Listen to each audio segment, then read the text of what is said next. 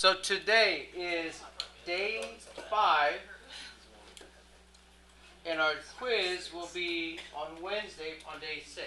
Now, real quick, at the beginning of this video, I wanted to record that some of you have been absent. Today we have 3 people that are absent in one of these teams.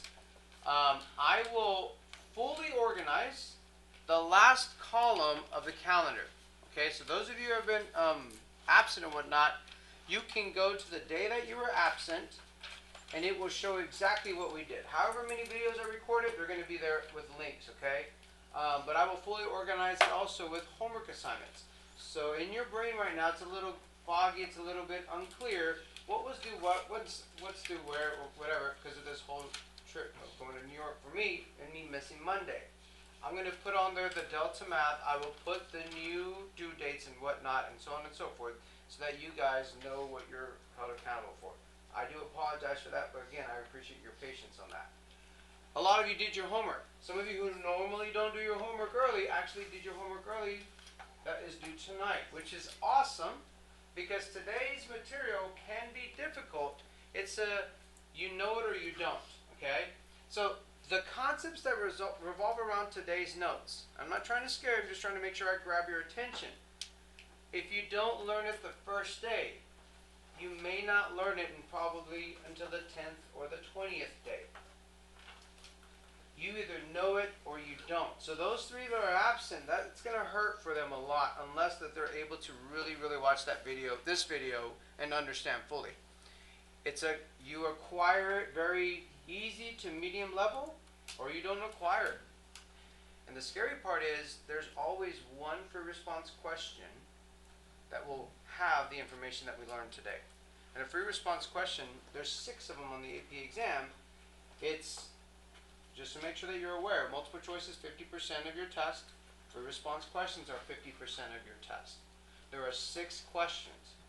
One of them is this. You with me? So 1/6 out of 1/2, 1/12 of your final exam will come from just what we learned today.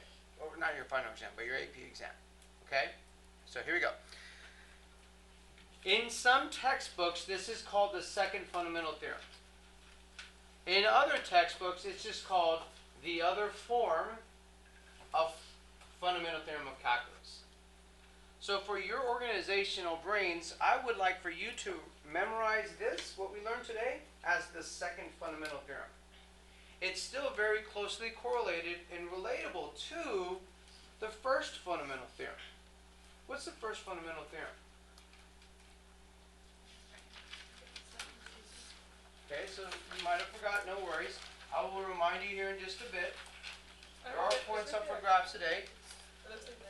Yep, the first fundamental theorem is this right here. I was trying to see if you remembered it by memory, no worries. The first fundamental theorem deals with taking the antiderivative of a function and seeing the final position minus the initial position, and understanding that there's a relationship between f and f prime. In your notes, you might have seen this as f of x, which means it's still the same thing, only we are notating with capital F.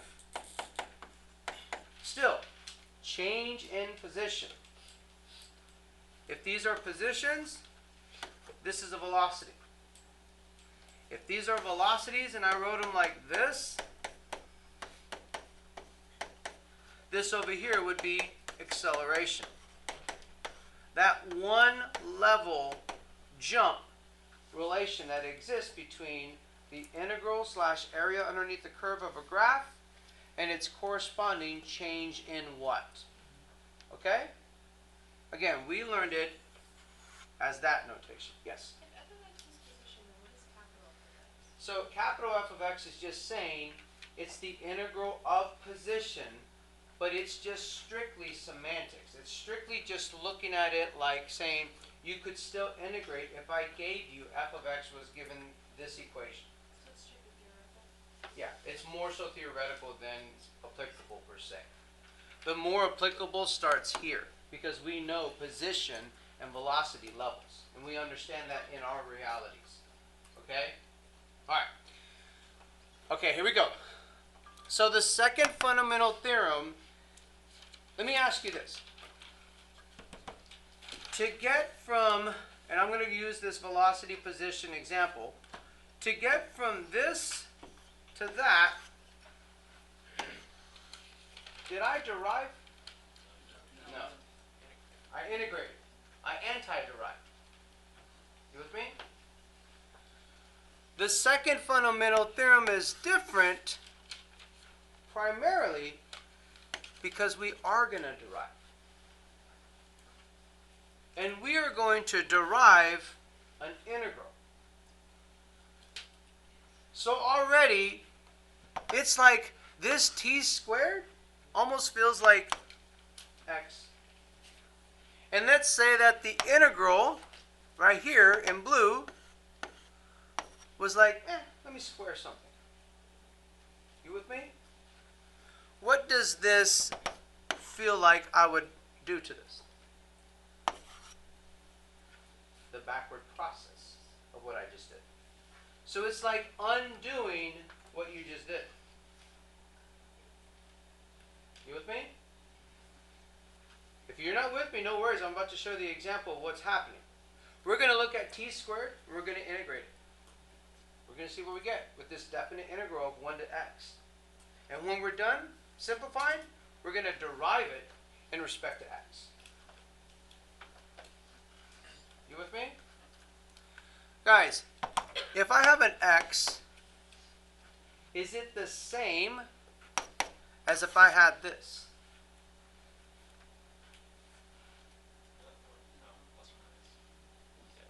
Well, the way it's written right now, it's the same, right?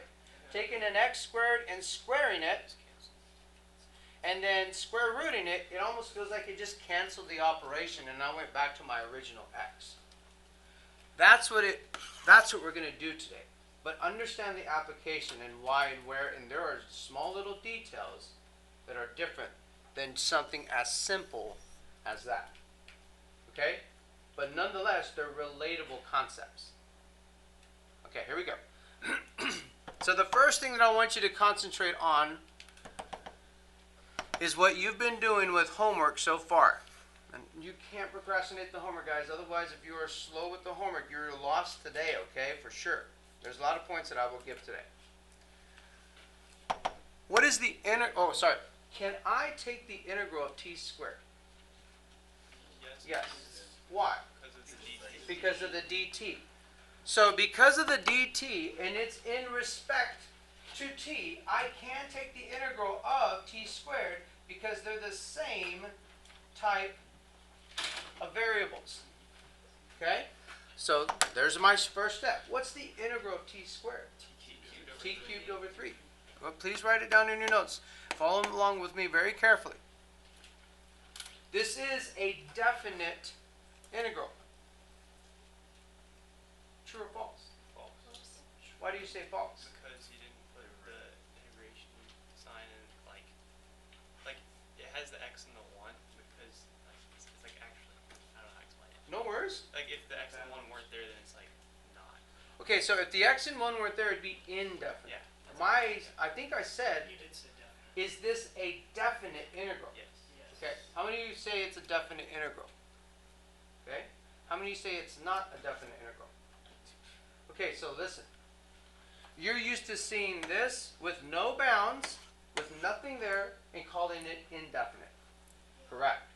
And it would give us f of x plus c, right? We're used to seeing if there's a number here and here, remember a through e are default constants. Remember that? I said that throughout the beginning of the year. These are quantifiable numbers. And this is called a definite integral because I'm going to get an answer that looks like a number.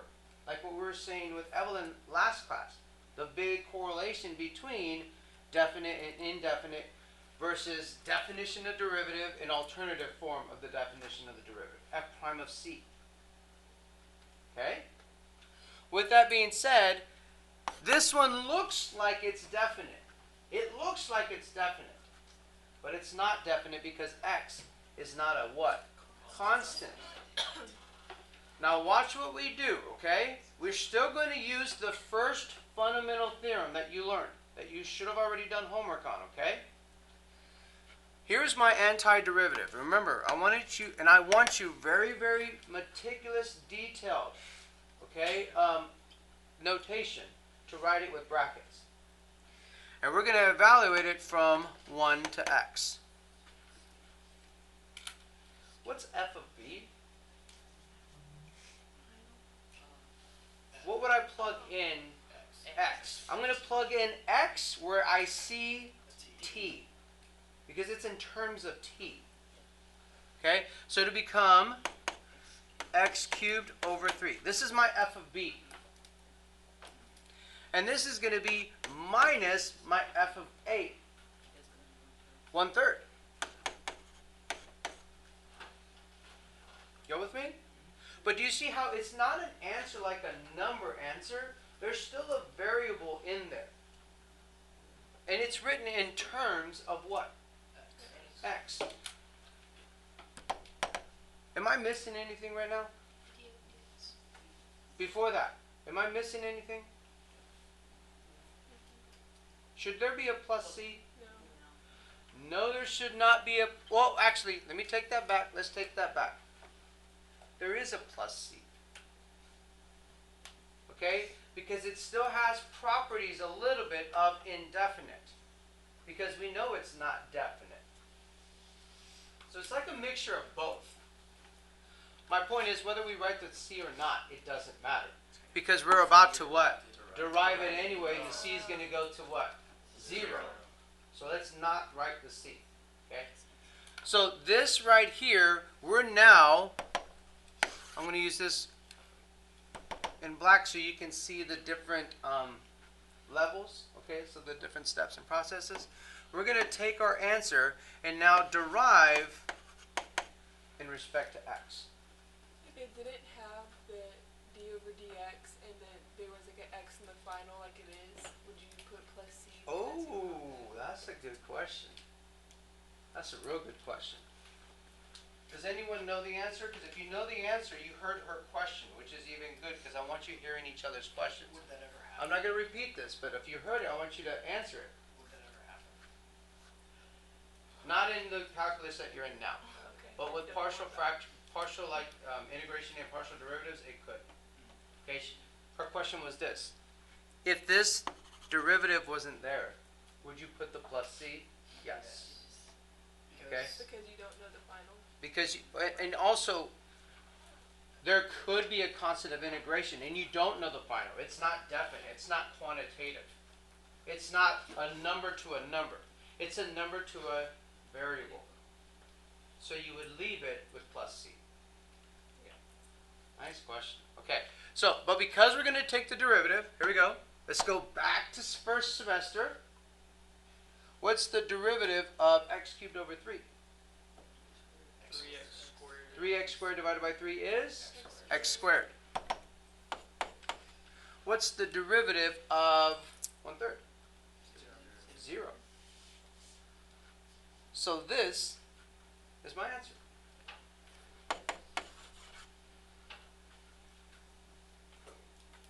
Any questions? I want you to try to find patterns. Those of you who love patterns, find them. Because I will award you with big time points in just a bit if you understand what is happening. Yes? So, two things. First, it kind of just looks like you switched the, Yeah, it looks like all I did was just put that variable where the other variable was at. What was that about? Okay? That's the first thing that you should notice. Okay? That's the very first thing after you were going to say the same thing, right? So the very first thing that you should notice is that what's the point to what we just did? If x just replaced t, it's coming, okay? Here we go. oh, and also, is that x squared just for that first equation and nothing to do with the box theorem in the middle? Okay, wait, I'm sorry. What? Say again? Oh, because you had the equals x squared, but it was in the box. Yeah, it It's doesn't have not- anything to do with that. Okay, It's that's just just the where- answer. it's- Oh, that's just the answer. Yeah, no, it's not the box. Yeah, Okay, good. it's just the answer. Okay. So let's go to our next one.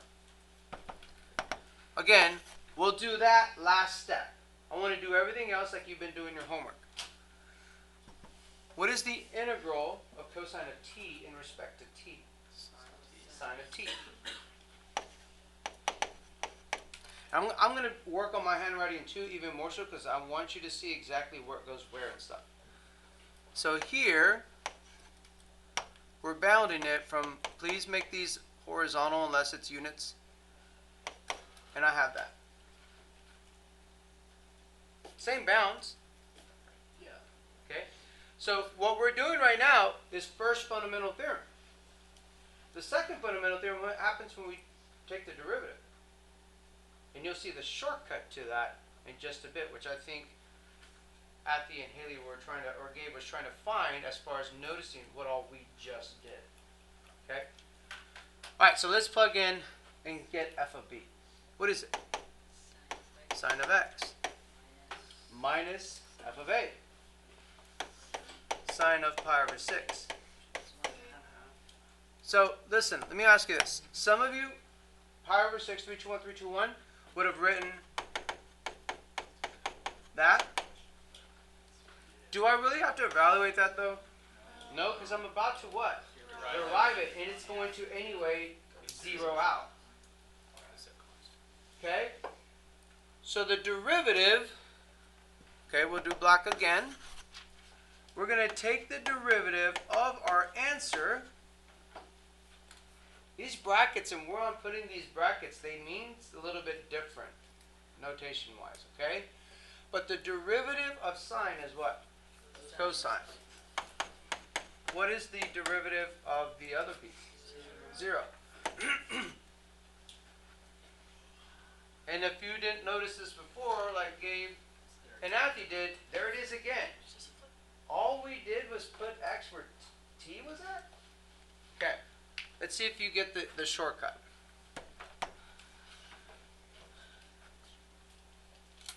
The second fundamental theorem says this will become the derivative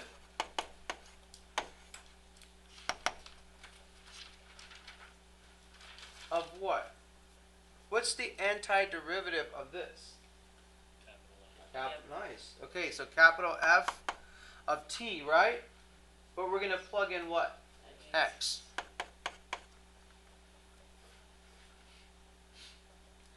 Minus what? Capital F of a. And from that we learn that ultimately this is going to equal what? Little f of x minus what? 0.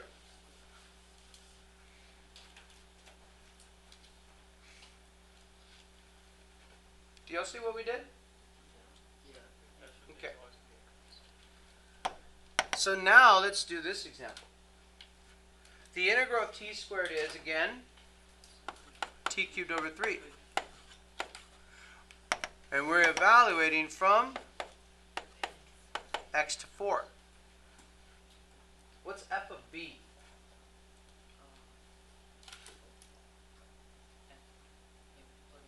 Plug in 4. So it'll be 4 cubed over 3, 64 over 3, minus, what's f of a? X cubed over 3. All we did was plug in the bounds. First fundamental theorem. Y'all with me? And the second fundamental theorem comes from that derivative of an integral. Again, what felt like undoing what we did. When I derive this in respect to x, what's the first term become? 0. What does the next term become? Negative x squared. So why is it that this one became a negative x squared where the other one became x squared? Just say it. Yep. It depended upon the final and the initial. Okay? And what let me give the opportunity for bonus points. What does this kind of feel like with something else that we've done? When we flipped the final initial and made exactly it. So when you have something like this, we like those things because we read books left to right. But when we have something like this, you don't have to, but if you're dealing with graphs, which is all of what today is, you should change this. Otherwise, it's hard to keep track of these negatives. It really is difficult. Okay? So I would, what Hayden said, write it low to high by flipping the limits of integration, but account for that negative. That's kind of what we're doing here. Or sorry, here versus the 4 to x. Yes? Do we have to write d over dx before, like, before it says t cubed over 3? Or Do we have to write, wait, what? do we have to write d over dx? Oh, yes, right here. Yeah. Yeah. So here's the thing. When you learn the shortcut, you're not going to have to do it this long way anymore. But you're exactly right, okay? If I needed to show each step and equivalent pieces, yes, you would need that ddx there. Okay. So before, let me make some room right real quick because I kind of want you to see what does one look like versus the other, and then you identify the patterns so I can give you bonus points. The biggest patterns that I'm trying for you to identify today, of course, are worth 300 each, okay? All right, so now the derivative of the integral from x to 8, x to a constant of f of t dt will equal what? Yeah, the derivative, perfect. Oops. So it's just the backwards of what it was up there. You'll see that? What is that f prime, or sorry, what is that f of a? It'll become what? 0, because it's a constant right now. And it'll be minus, there it is. Right here is where it popped up, f of x. So this will be a negative f of x answer when it looks like this. Look at it, guys. What patterns do you notice that you can get bonus points for by identifying already? Reverse balance makes it positive or negative function. A little bit more detail on that. Ultimately, this a is going to 0 out. And if its final position minus that 0, it's going to be a positive, right? But here, if the 0 happens first and you're subtracting it, you see what I'm saying? It's like going backwards per se. So it'll have a negative to it. This feels like it's reading left to right. This feels like it's reading right to left. Because I told you when you read right to left, everything is backwards. If you had a graph like this, what's this? Positive or negative? Positive. What's this? Negative. But down here, above the x-axis, guess what it's going to be? Negative. And below, it's positive. Yes? So would it ever like give you a problem where it gives you like the f of t function and it like asks you to solve it and you know you can just find your f of x? It will. We're about to see that here in just a bit. So I don't actually know if you can graph these since they haven't been here, but if you were to graph like the first example and the second example, would it just be flipped over the x-axis, or? It would be the same. Oh, that's a really good question. That's a really, really good question. So 200 points. He said, would the graphs be flipped over the x-axis? He's trying to correlate it to vertical reflections across the x-axis because of this negative. It's the same graph. But how are we reading it? Right to left or left to right? That's the difference. That's what I was just trying to show you here. It's the same graph, but it's harder to interpret this down here. So let's always read left to right and let this little negative account for everything for us. There's no confusion. Okay? Yeah. If the bound were to be like t instead of x, would the final answer just be with a t instead of an x? Like the final answer would be f of t instead. That's a good observation. You see what he just said? That's 300 points right there, what he just said. That's huge because what we do with second fundamental theorem, this is huge. And this is going to get real confusing if you don't understand what he's trying to lead to. Is we're going to see two different variables and they mean the same thing ultimately. This is a lot conceptual. And this is going to strengthen a lot today of what you've learned before. Okay, you'll see. Remember when we did f of x is increasing because f prime of x is positive. F of x is concave up because f double prime is positive or f prime is increasing. All that is about to come rushing back right now. And you're going to strengthen it way more if you're able to understand today's stuff. Okay, here we go. So, this one's different. And if you use the right word, I'll give you 300 points. How is this different? Yeah. It's a function for the The other one was a function. well, it's a function of x rather than just x. The other one was a function of x. I'm trying to lead you there. This one's quadratic.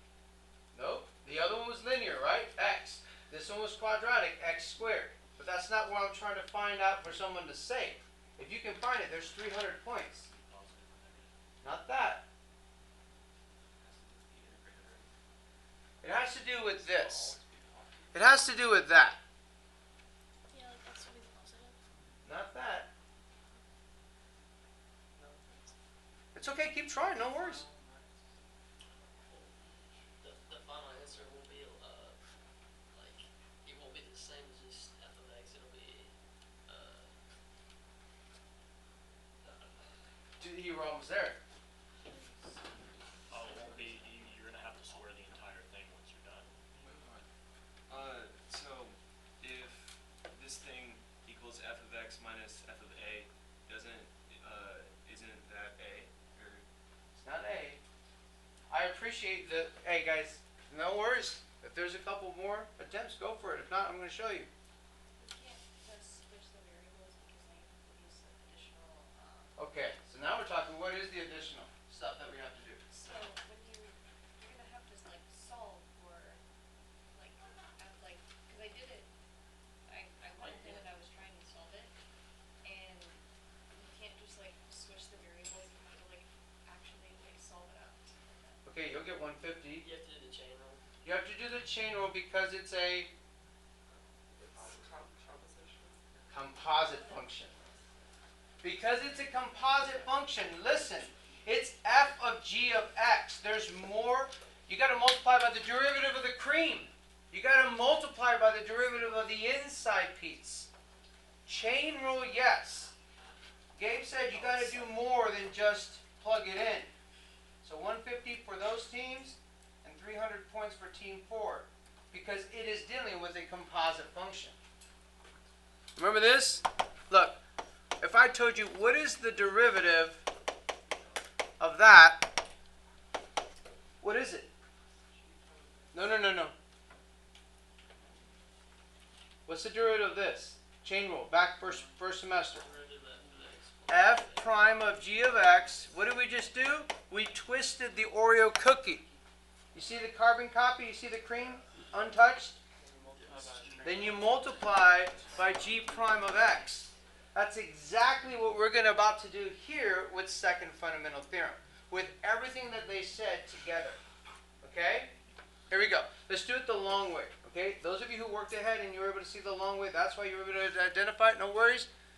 Here we go. What's the integral of cosine of t? The integral of cosine of t. Sine of t. We still have this d dx going on. We still have from pi over 6 all the way to x squared. So when we plug in x squared, we'll have sine of x squared minus the sine of pi over 6. But we're not done. We're going to derive it now in respect to x. Do y'all see what's about to happen right here? What's the derivative of sine of x squared? Cosine of x squared times 2x. What is the other one going to be? 0. So not only did you just replace the t with the x squared, not just the x, but the x squared, you have to multiply by the derivative of the bound. And that's as difficult as it gets with that. There's other stuff application-wise, you'll see. So when I see this, ultimately, it's like placing in where I see the x, I'm going to place the bound. And then I'm going to multiply all of this by what? G prime of x. Yes, technically it's minus. Let's plug in a where we see t. But it doesn't really matter. Oh. Times what? Come on, guys. I want to give points. 0, but what do I want you to put notation-wise? No one has said it yet. No one has said it yet. A prime. The derivative of a, which is 0. Okay, we good? Look, all we did is we identified our input variable in our integrand, which is t. So where you see, oh, come on, where you see a t, plug in the g of x. And then multiply by the derivative of that, what you plugged in. The same thing over here. Plug in a. And then multiply by the derivative of what you plugged in. That's the shortcut. Why do you think I didn't just write 0 here? No, it won't always be 0. Oh, is that what you said? Yeah. Because it won't always be 0. Elaborate on that. What could it be? Because a can be anything, just like x can be anything, you can end up with a function, or it could be, Okay, so look at. Let me finish what she's saying. A zeroes out. G of x did not zero out. If I flipped it, would A still zero out? Yeah. Would G of x still be G of x? It'd be a negative form of this. And here's why. Because they could both be functions. If one said h of x, it would be f of h of x times h prime of x. Is there a whole new set of theorems for if they're both functions, or you just basically do the same thing? You do the same thing. But they could both be functions. Yeah, they could both be functions. What if this was a bonus question on test? What if they're both constants? 0. 0, just like this. Would be 0. But a different way. Second fundamental theorem, derivative of integrals. Guys, great questions also can get you 300 points. So if you're sitting there like you have no clue what's going on, and you asked a question that could jump you into the conversations that we're having, those could still get you big points. Okay, let's go. So let's use the second fundamental theorem. And we're going to use the shortcut. What do I plug in first? X. So Notice the way I'm doing this, guys. You could do it however you want. I think this is a good organizational way to do it. It almost feels like first fundamental theorem. But I didn't take the integral. Because I know ultimately that these are going to cancel and I'm going to be left with whatever my integrand was originally stated. Which one do I plug in first? X. And I multiply by what? 1. Because the derivative of x is 1. What do I plug in over here? 3, and I multiply by 0. So my answer is just 1 plus, just simplify it out. It almost feels like f of x way back in the day. All you're doing is plugging in something. So if I said like f of x is equal to x squared, then I said what is f of a plus 10? It almost feels like this. But you're multiplying by the derivative of the bound. Okay? So here we go. Next one. Bare bones it up. I'm going to find that the integrand is tangent of parentheses cubed. I'm sorry? Oh, yeah, sure. Just real quick, if you could take a picture, or I'll keep going with it down here. The tangent of parentheses cubed, okay? And then I'm going to minus the tangent of the parentheses cubed. This is the shortcut. They used to call them Cliff Notes back in my day if you didn't want to read a book. What are they called now? Spark Notes. Okay, so this is the Spark Notes. Notes is just a different brand. Okay, Spark Notes for second fundamental theorem. Okay, what are we going to plug in for the first one? X and multiply by 1. What are we going to plug in over here? 2 and multiply by 0. So that my answer, yes or no, is that. No, it's tangent x. Tangent of x cubed, not tangent x quantity cubed. Come on, computer. I don't know. So I'll write it over here. Tangent of x cubed is the answer for that one. Different from that. If the cube was outside the parentheses in the original function, that could either be tangent to Yep. x. So here we go. Remember this.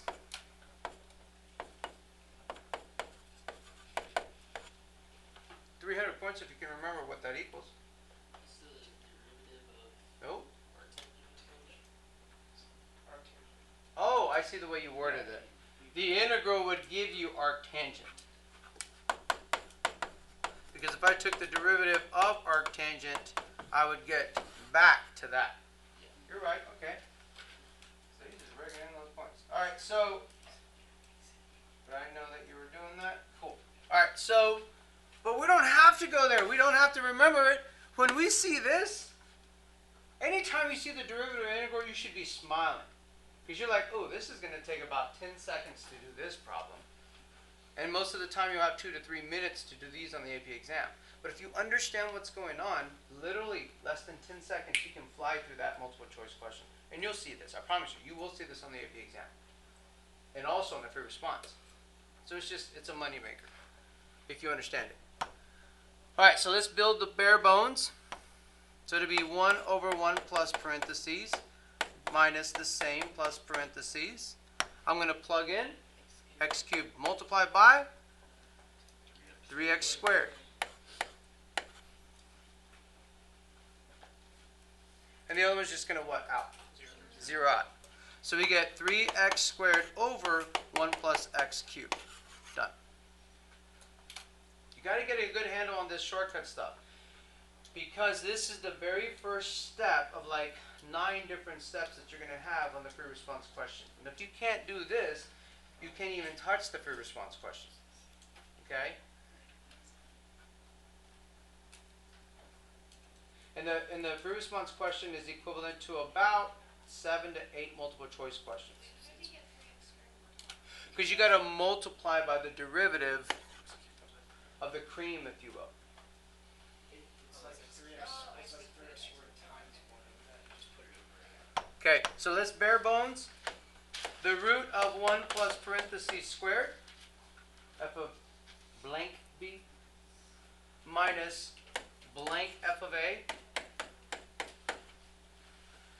We're going to plug in sine of x and multiply by cosine of x. Just make sure that when I say multiply by that derivative, please do it on the outside. Don't. A lot of people try to multiply inside too, mistakenly would do that. The other one's just going to what? Zero out. So my answer is cosine of x root 3 1 plus sine squared x. If you say this is 500 points if you remember this. I'm not even kidding. Go ahead. No, don't be afraid. No, Say it. There's no. 500 points. Say that. Yeah. Sorry, wait, isn't that... Wait. Oh, I can't remember the right format, though. It's, it's got cosine x squared in there somewhere, right? But it's No. like, what is it, though? No, is it... Yeah, I can't remember the right format. Is the true negative? No. This is correct. That's true. It's not a trig identity. 1 minus sine squared is cosine squared. Nope. This is what I'm thinking. How do you read that? You read it like this. But how do you read if I wrote it like this and there was no parentheses? I said everything that is multiplicative that follows the natural log is interpreted as the whole piece. Remember, unless another natural log has been initiated.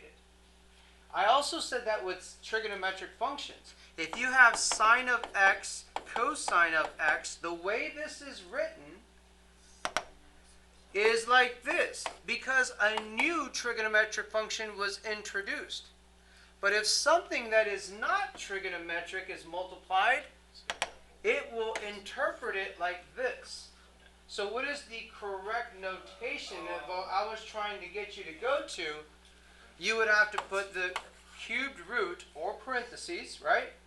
I prefer you not putting parentheses because it's still multiplication and can still jump in there with the cosine. I prefer you doing this notation. Because this multiplication separates them and there's nothing following that x that would try to suck it into that cosine. Cool? Alright, cool. Now comes the fun part, guys. We're going to do one, maybe two examples. One example will be a lot of time. 20, maybe 30 minutes, depending on how well we're progressing through it. One problem. This is me teaching it to you. Obviously, on the AP exam, you'll be able to do it within 15 minutes. Those of you who learn it can do this in about 8 or 9 minutes. Okay? When you learn it that well. Here we go. The graph of a function f consists of a quarter circle and line segments. Let g be the function given by that. So if I asked you, what's g of x? You would say, it's the integral from 0 to x of f of t in respect to t. Okay? And I said, what's g of 0? It's 0. Some of you saw it that fast. Because g of 0 is saying, take this input the way you did in Algebra 2, plug it here into your function. Everywhere where you see the variable, what? X. So to find g of 0, it's the same as saying, from 0 to 0 of f of t dt.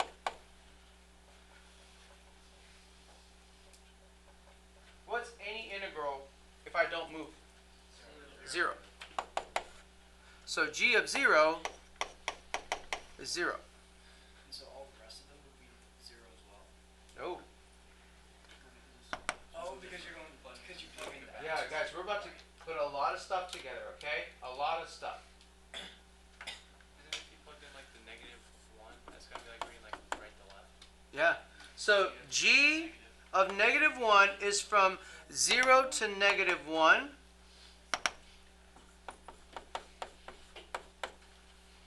And already, Luke was saying, this is going to be interpreting backwards. Yeah, it is. Negative. And I'm not about to read a book right to left, especially if I'm given a graph. So I'm going to change this to be from -1 to 0, left to right, but I have to pull out the negative. Laws of integration. Now, in red, right here, I want you to look at the graph just like normal.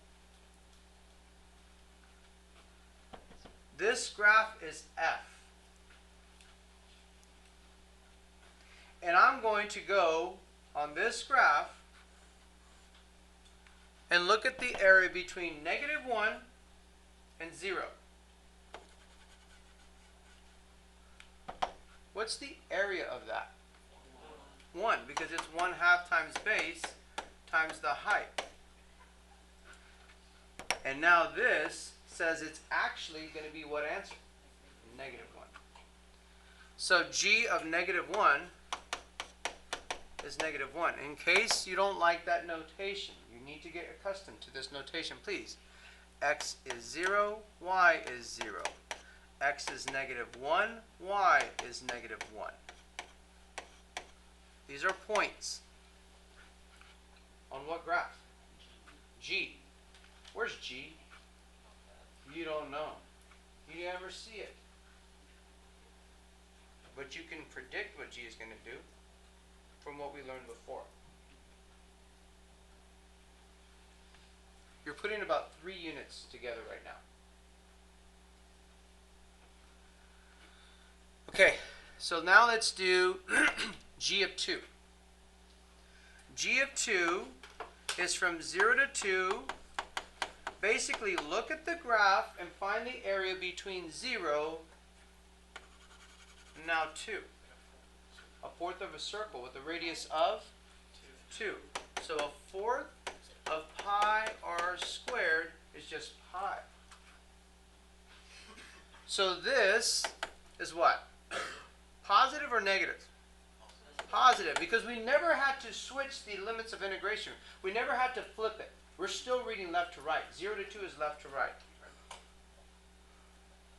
So G of 2 is pi, aka the point x, y.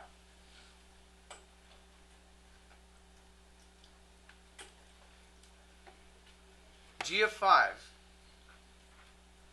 would be from 0 all the way to 5. All of this we're analyzing. What I probably would do is see that this is a triangle. What's the area? Oh, before we go there, do I have to flip and make it negative? No. So I'm just going to look at it like normal. I know part of it already. This is pi. This red triangle that I just shaded, what's that area? -1. Okay? -1. Why? Because it's below the x-axis. Here's where the negatives occur. So if this is -1, you could do whatever you want. I would do a trapezoid, where the base is 1 on the right, where the base is 2, and it's the average of those bases times this width of 2. So what is that? What's the average of 2 and 1? 1.5, right? So, like 1.5 is the same as 1.5, which is the same as 3/2. Stick with the improper fractions, okay? So 3/2, but times what? Times 2. What's the area? Negative 3. Negative mistakes. So, if I asked you, what is this going to be as an answer? You would say what? Pi minus 4. AKA, g of 5 is pi minus 4. Otherwise, the point x, y. You're going to use some of these points throughout the rest of the problem. So please don't just forget about them, okay? Alright. How are we doing? Any questions out there? They could be worth 1, 2, or 300 points. Any questions out there right now? Okay. So let's go to B. On what intervals is the graph of G increasing? Justify your answer. Okay, let's break this down step by step because there's a lot of steps happening. In this entire question, the most important thing that I see is what? G is increasing. Okay? So G increases tells me where I'm going to begin my thought process. I see G increases. What do I write? G prime is what? Positive. So I'm going to immediately start organizing my thoughts of what is it that I'm going to be looking at. Well, I need G prime of x, whoops, to be positive. And why didn't I put G prime of t? Because it's giving G of x. Isn't that just d over dx? Yep. There we go. So to find G prime, what do I do to both sides? I take the derivative. I will get G prime is equal to second fundamental theorem. Shortcut. What's the shortcut? F of x times what? 1. You don't know what I just said. All I did is I took the derivative of f of t. And what we were doing last slides, I plugged in x multiplied by the derivative of x. Plugged in 0 multiplied by the derivative of 0. And this is what it's all about. G prime of x is equal to f of x. That's crazy. The position function on f is the same exact thing as the derivative function on g.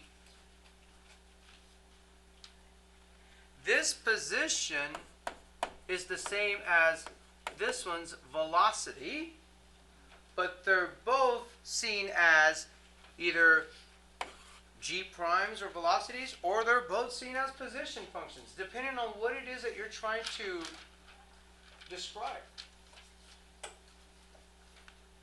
And that could get a little confusing, especially what I just said. So I'm not going to write velocity and position. I'm simply going to say what Saeed said. If I want to see G increasing, I need to analyze where G prime is positive. But I was never given a G graph. But Spanish to English, almost like translating, G prime is positive is the same as if you said f of x is positive, per second fundamental theorem of calculus. Did that answer your question, Emily? I was just gonna, yeah.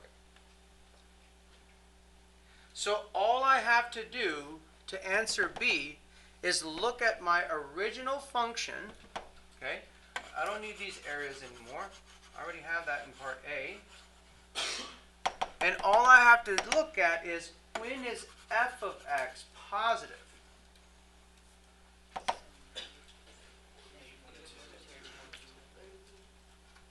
Okay, here we go. A lot of variations are about to happen of how you would describe something. Guys, let me give you an example. If I want you to tell me when something is concave up, what's a way you can tell me? The second derivative is what? Positive. What's a different way you could tell me? The first derivative is increasing. That's the same kind of stuff that's about to happen here. Okay? So we're going to write it like this. This is my full answer. G increases on -1 to 2. Are we good? Yes. And you would say because what? Because F of x is positive. That's where the confusion occurs. You have to understand that these mean the same. So be careful not to say f of x increases. Say f of x is positive. What if you didn't say f of x is positive? What could you say? You could also say g prime is positive. But in your work, you better show something like this relation showing that it's relatable to f of x per second fundamental So theorem. if you do that there, you don't have to do it in your justification. Correct. Right. Could you say though that like because f of x is positive and f of x equals g prime of x per second? I like that best. You see what he just said? He said, if you say f of x is positive and f of x equals g prime, that's perfect. Yeah, that's fine. Okay?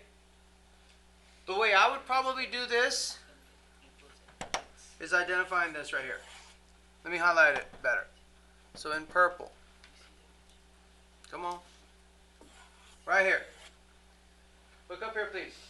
Please, please, please, please, please. Do not put this at the top of your paper and say, oh, it'll just happen somewhere. Okay? That's my justification. Let me just put arrows to everything. Don't do that, because you will get it wrong. You have to only put it where it only applies. Okay? Because then that makes me know that you mastered it. And AP-wise, they'll give you the point where you get it. If you try to get duplicate points that you really don't know, but you know it's somewhere, they count those wrong. Because they know you don't know. Okay? So don't under-justify nor over-justify. Yes, you need the per second fundamental theorem. Oh, and that's it. That's it. There's no per first derivative test going on this.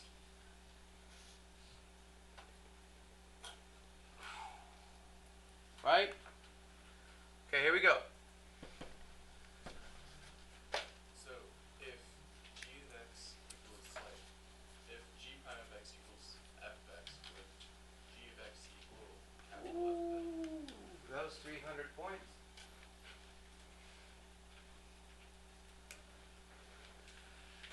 So we know that g of x equals all of this stuff. We just learned by second fundamental theorem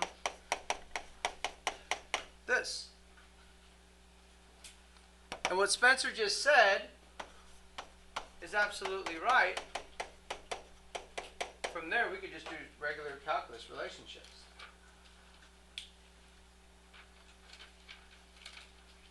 Good? And that's what we have to do for the ones coming up. All right, so here we go. B. Find all the values of x on this open interval from -1 all the way to 5, which g has a relative maximum.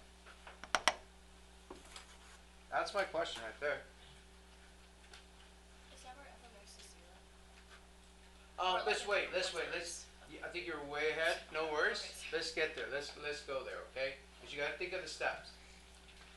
G has a relative maximum. Okay?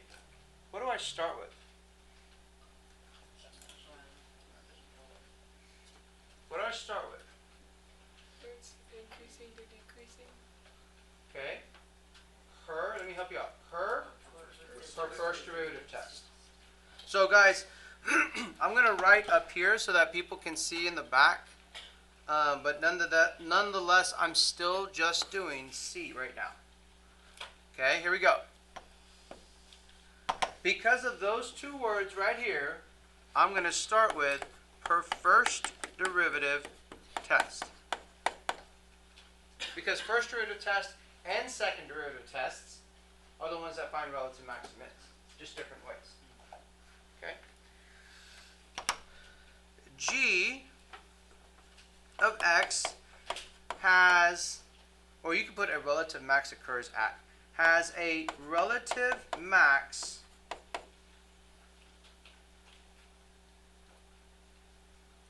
Does it want you to know the y value?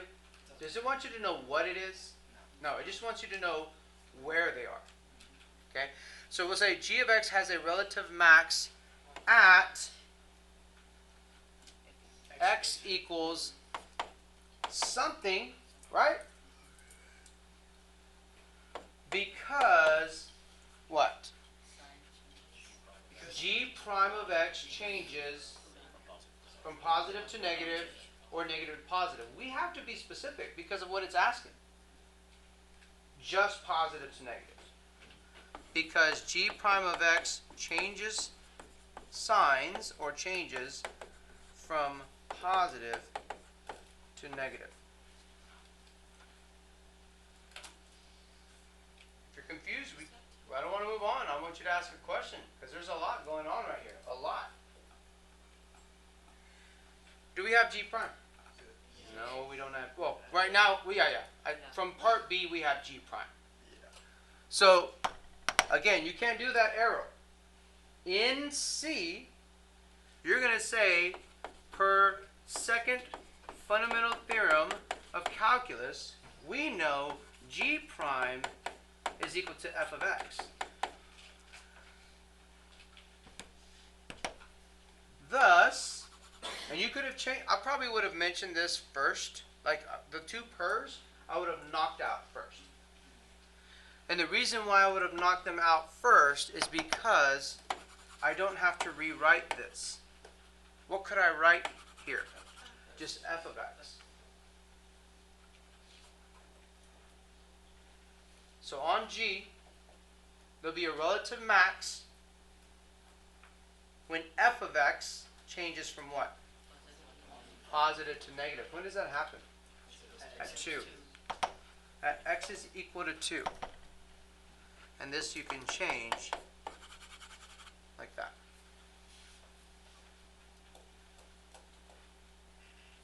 Yes? I don't know if this would affect it at all, but does the fact that there's a cusp there and it's not just screwed have anything to do? That's a huge mistake. Okay? That's a big mistake, guys. Because we want to analyze f of x changing from positive to negative. Do you understand? Right. What did he just describe? Concavity. Ooh, nice. F prime of x, but going to concavity. You're not trying to take a slope of this, because as soon as you do, that's f double prime.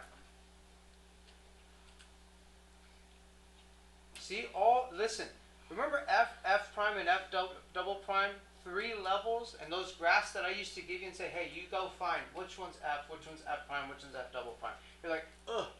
Now you have all of that with g's, all at the same time. Yeah. So to find concavity of t double prime, that's just the slope of the f prime. Yep. Okay. So, is part C done? Are we good? Part C is done. Yeah. We're good. Alright, so here we go. What does part D say? absolute what? Find the absolute minimum. Absolute minimum on G, right? And the value of x for which it occurs. So find the x and the y. Okay, so we're going to find the absolute min. That's the y value. The y value equals what? On G, and where they occur.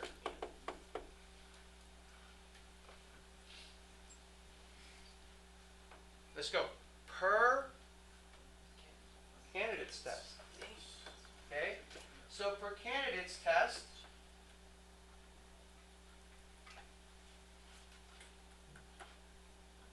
don't be too quiet, okay? Come on. Let's go. Per candidates test,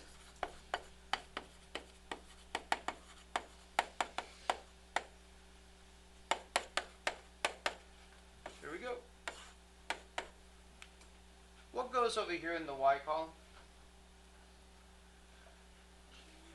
Wait, what? G of x.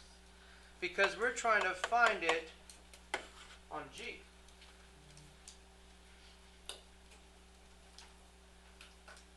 Okay?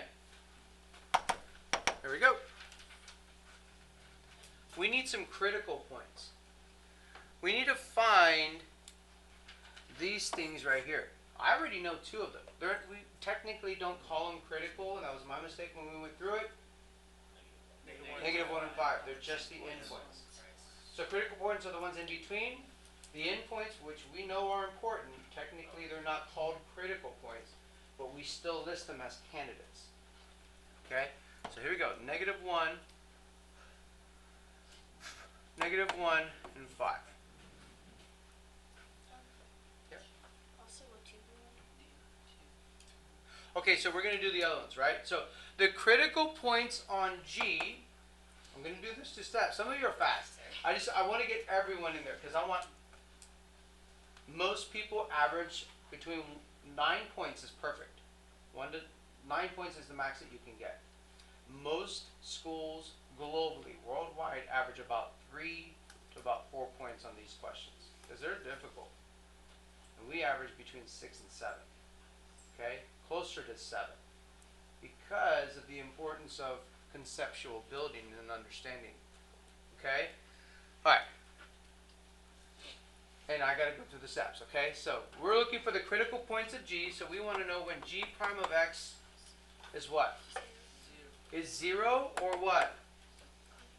Or undefined.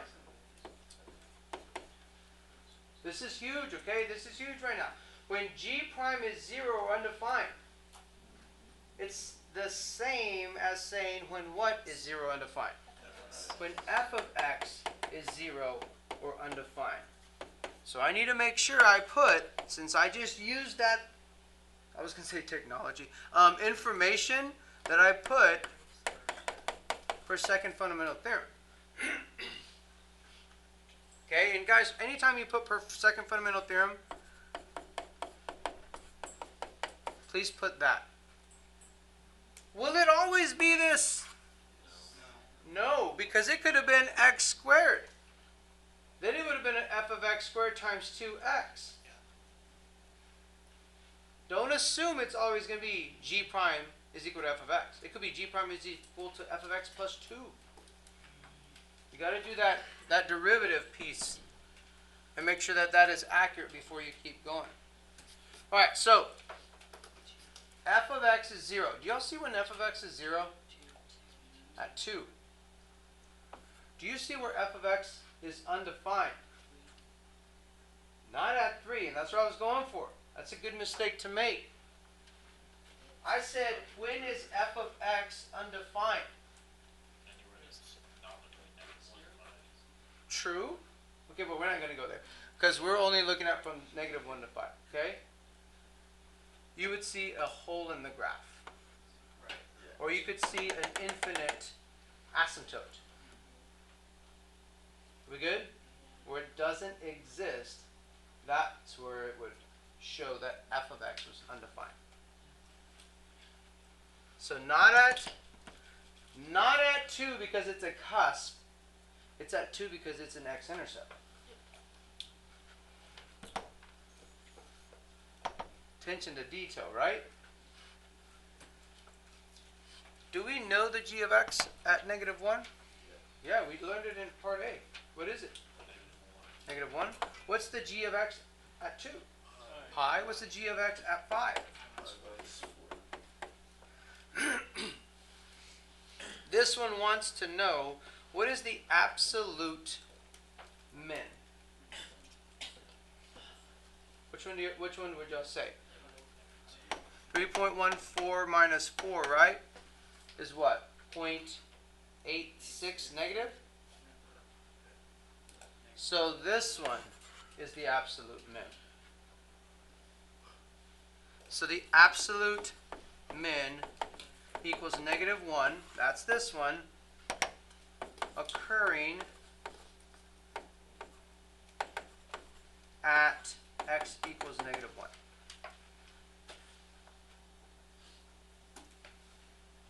So I tried a different way to do it. What'd you try? It worked. You find the point on the graph where like the area is the least. So like. Okay, you can do that. But wait, let's catch up there, okay? You're a little bit too far. But you're right. Actually, I'll give you 100 for that. For now, I want you doing it this way, please. Okay? Does someone else hear what he just said? Yeah. Okay, with area. Okay, but we haven't had enough practice with antiderivatives to soundly fall on that. Okay? Alright. What is part? That's it, right? I'm done. What is part E? Because there's an E and an F, right? Okay, what is E looking for? On what interval is the graph G concave up? Concave up. Okay, concave up. We want G to be concave up, which means G double prime. It's gotta be positive. This is the hardest ones. These last two are the hardest ones. Have to be positive. Or G prime is increasing. Spencer said something earlier.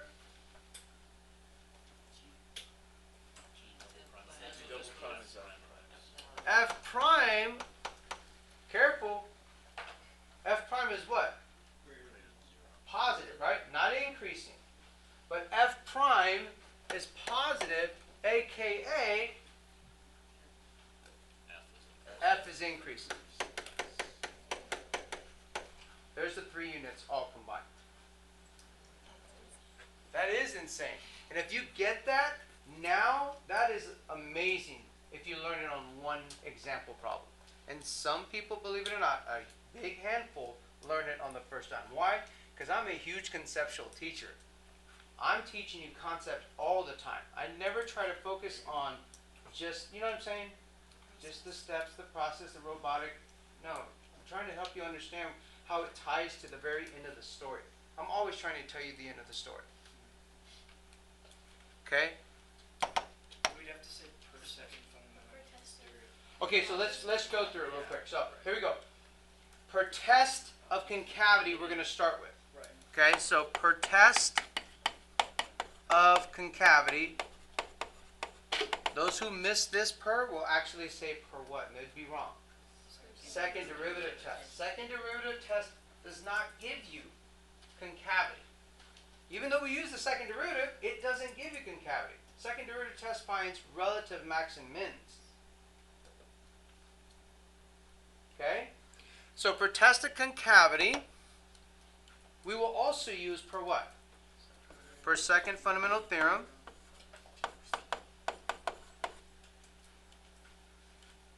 And now we can start, right? We're going to say G is concave up. G of x is concave up on. Okay, we'll come back to that. Let's leave that blank for now, okay? G of x is concave up on something because. When is G of x concave up? When G double prime is positive. Some of you you're thinking on different levels, and I love it. I just got to catch up everyone else. Or G prime is increasing. You see it? Or F prime is positive, or F is F prime is positive, or f of x is increasing. Guys, from all of this, which one graphically shows it the easiest? F of x is increasing. That's what I hope you write right here. And coupled with this, oh, I forgot to do it. No one corrected me, those, so no points. Make sure that you do write that and this, since you'll be using it. But notice, I wrote it all the way to the second derivative for g here. I didn't do that for part B. I didn't need it. Now we can go back to this and easily identify it. Because I just have to see when is f increasing. What is it? -1 to 0, union 3 to 5. And those of you who saw that way early before I kind of went at the end and then came back, awesome job. Okay?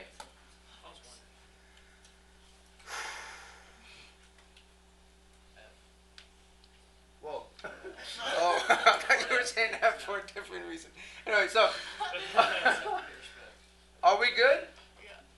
All right, so what's the last one? F? Okay, now I see why you said F. Okay, so F, what is part F? Point of inflection. All right, so point of inflection. Let's start with point of inflection. How do we start? Per definition, right? Per all those things that we learned from before, I think in Unit 4, whenever it was, back when it was easier. Per definition, not DOF, but from definition of POI. Come on, you can do it. Okay, so per definition of point of inflection, we're going to analyze g of x has a POI. Does it say it wants the y value or the locations? The x coordinates, okay. G of x has a POI at x equals, I'll come back to that. Because, help me out guys. G double prime changes signs. Now, I'm going to analyze this, and I'm going to say per second fundamental theorem of calculus,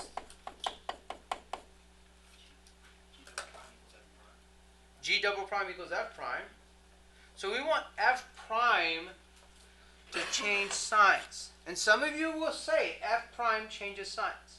I hope the ones who are beast mode don't say that. They say f of x changes from increasing to decreasing or decreasing to increasing.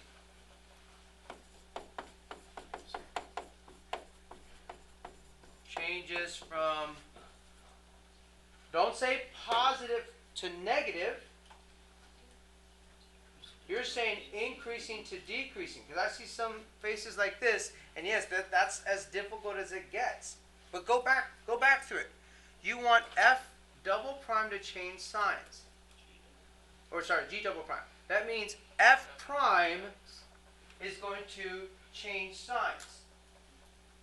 And F prime changing signs is the same as increasing to decreasing or vice versa. Decreasing to increasing. AKA relative max or mins. You could say that as well if you wanted to. Yep. If we're saying because f of x changes, would we have to say g prime of x equals f of x, or is g double prime of x equals f? This implies that you know the other one. So when does that occur, guys? At 0 and 3. Outstanding job. Honestly, if you understood it fully, raise your hand. That's awesome. That's freaking awesome. Okay? Alright. That's it, guys. That's all we have. Please put everything away. I just